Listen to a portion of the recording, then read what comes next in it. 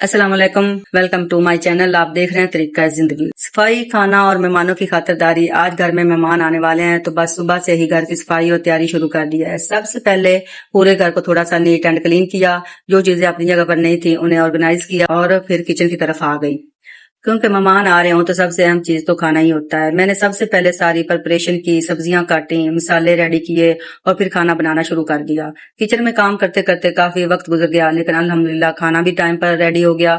अब घर भी क्लीन, खाना भी रेडी और बस मेहमानों का वेट था। बस फिर कुछ टाइम गुजरा और सारे मेहमान आ गए। बस फिर काफी देर तक बातें होती रही, हाल चाल पूछा, हंसी मजाक हुआ और वाकई बहुत अच्छा वक्त गुजरा। फिर खाना सर्व किया और सबने मिलकर खाना खाया। सबने कहा कि खाना बहुत अच्छा बना है, तो सच में सारी थकन खत्म हो गई। खाने के बाद भी थोड़ी देर बैठकर बातें की, चाय वगैरह पी और फिर सारे मेहमान चले गए।